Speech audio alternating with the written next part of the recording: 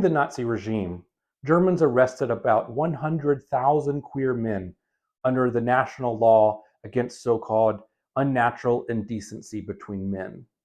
Ernst Pach was one of them.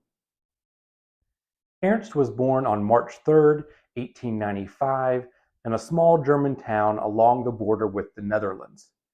His family owned a construction business, and that's where he worked after high school.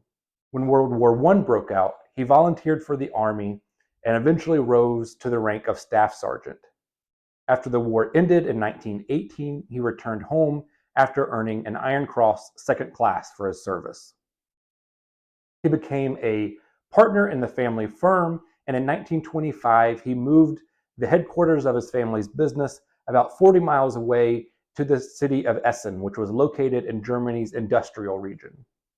From that point on, he was able to enjoy a relatively comfortable life of a single man with a steady income of an upper management position. One day in September of 1938, Ernst boarded a train to work like he always did. When he got on the train, he met a man, and after a little bit of conversation, they found an empty car in the back of the train and hooked up. After it was over, the two men got off the train and went about their day. Ernst headed to work, but unfortunately, the other man went to the local police station and turned in Pach as a so-called warm brother. This was the German slang term for a gay man. Now, we don't know anything about what motivated this man to turn in Ernst to the police, but we do know that Ernst was ultimately arrested and convicted under paragraph 175. This was Germany's national anti-gay law that criminalized so-called indecency between men. Ernst ended up serving 2 months in prison. 4 years later, at the age of 47, Ernst was arrested again under paragraph 175. In November of 1942, Ernst was sentenced to 10 months in prison with hard labor.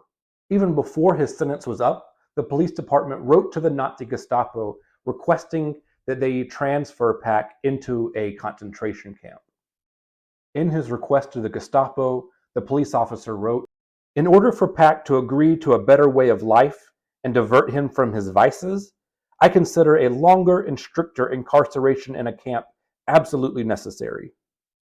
Only through the implementation of this measure is there hope for an improvement in his return to the German community." This police document reflects a broader understanding of the time that people weren't born gay. As this letter suggests, authorities believed that same-sex activity was a lifestyle choice or a set of behaviors that people chose.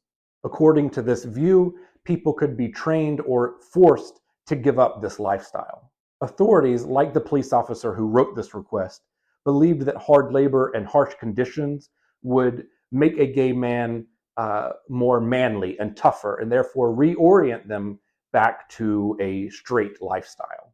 In short, time in a concentration or labor camp can be seen as a form of very violent conversion therapy.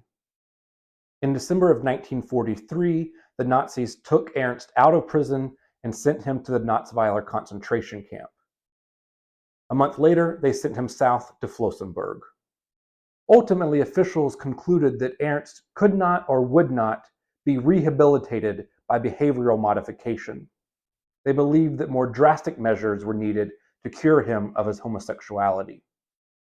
The SS officials told Ernst that the only way that he would be released from the camp is if he submitted to so-called voluntary castration.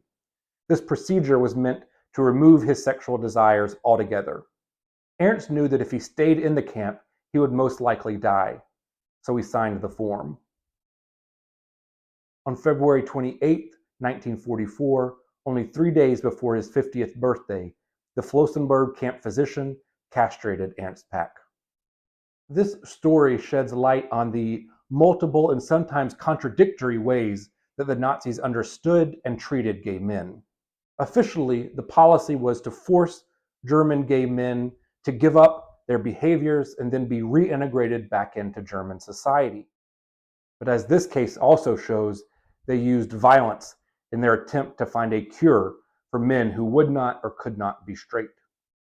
Ernst was released in September of 1944, but only after being forced to sign a document that I can only imagine filled him with dread. It was a form that stated that his castration did not exempt him from being arrested and sent back to a concentration camp again in the future. He was also forced to swear that he would never turn against the Nazis or tell anyone else about life inside the concentration camps.